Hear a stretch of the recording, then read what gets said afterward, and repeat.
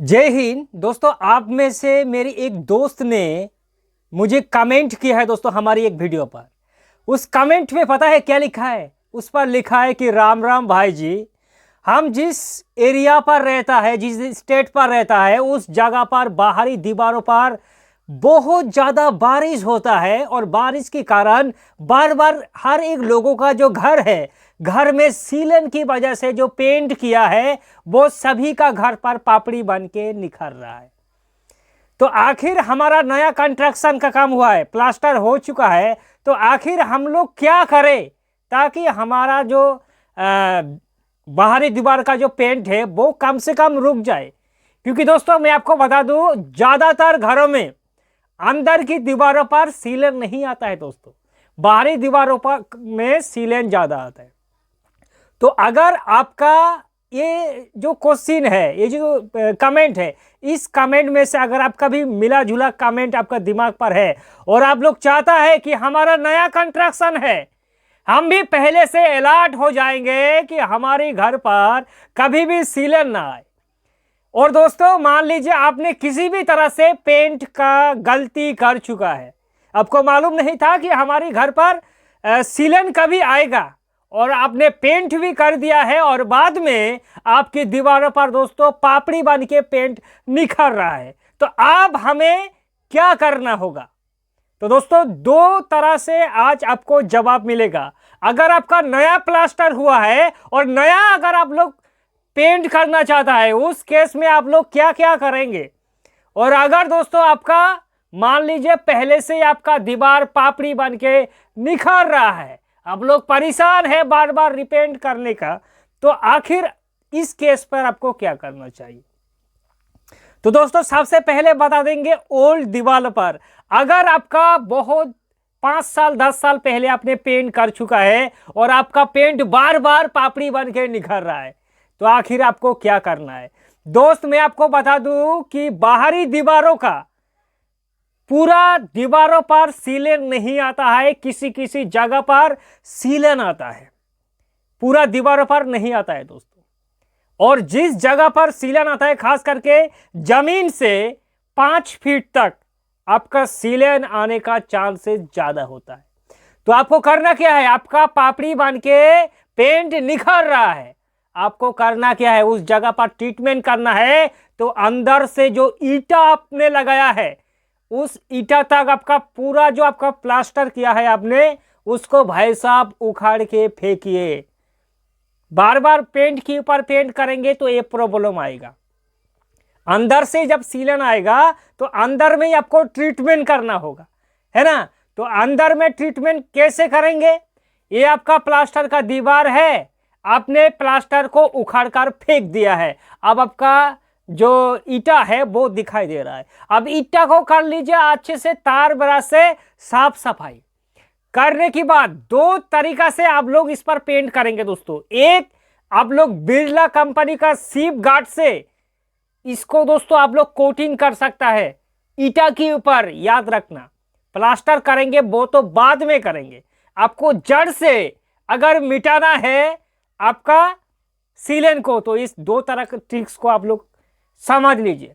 बिरला का सीप गार्ड से आप लोग कर सकता है 2 कोटिंग, खर्चा थोड़ा ज्यादा होगा लेकिन 8 साल के लिए आपको वारंटी मिलेगा दोस्तों। अगर 8 साल में कुछ प्रॉब्लम आएगा तो कंपनी उसका जिम्मेदार लेगा। तो सीप अगर आपका एरियाज पर सीप गार्ड नहीं मिल रहा है तो आप लोग डॉक्टर फिक्सिट का यूआरपी का कोटिंग करना होगा ब्रश से ईटा के ऊपर। कैसे? मान लीजिए आपका 1 लीटर यूआरपी है तो उसमें कम से कम आप लोग 200 ग्राम लीजिए ब्लैक सीमेंट या फिर व्हाइट सीमेंट। लेने की बाद अच्छे से हॉरिजॉन्टल और वर्टिकल मोड पर 2 कोट का कर दीजिए ईटा पर कोटिंग हो जाने के बाद दोस्तों आप क्या करेंगे? आप करेंगे उस ईटा के ऊपर दोस्तों प्लास्टर। आपने अंदर में यूआरपी या फिर सीप गार्ड कर दिया है, करने के बाद ऊपर टॉप में आपको करना है प्लास्टर। अब प्लास्टर पर भी एक केमिकल आता है डॉक्टर फिक्सिट का LW+, जिसका प्राइस बहुत ही ज्यादा कम होता है दोस्तों। सबसे ज्यादा कम है कितना? अप्रोक्स 150 रुपया पर लीटर, और 2 बैग सीमेंट में, यानी कि 200 ग्राम, एक 50 किलो का बैग में 200 ग्राम LW+ मिलाइए और प्लास्टर कीजिए। अब आपका प्लास्टर पूरे तरह से हो चुका है। अब आपको करना क्या है, याद रखना दोस्तों, आपका पूरा घर पर नहीं आएगा सीलन, जिस जगह पर आएगा उस जगह पर करिए ट्रीटमेंट। अब आप करेंगे क्या दोस्तों, डैम प्रूफ कर दीजिए। एशियन पेंट का जो डैम प्रूफ अल्ट्रा है, या फिर डैम प्रूफ एडवांस है, या फिर डैम प्रूफ है, कंपनी ने जो बताया, गाइड किया है दोस्तों, जो इंडिकेशन दिया है कि इस प्रोसेस से हमें अप्लाई करना है, फिर अप्लाई करना है। कैसे, अगर आपको मालूम नहीं है तो हमारे वीडियो पर एशियन पेंट का डैम प्रूफ करने का full process step by step video आपको मिल जाएगा। आप डैम प्रूफ हो जाने के बाद दोस्तों, फिर आप लोग चाहे तो प्राइमर करके पेंट कीजिए, या फिर वाटर प्रूफिंग वॉल पुट्टी करके पेंट कीजिए। लेकिन प्राइमर पर भी, प्राइमर अगर आप लोग करेंगे तो प्राइमर भी आपका वाटर प्रूफिंग डैम सीड होना चाहिए।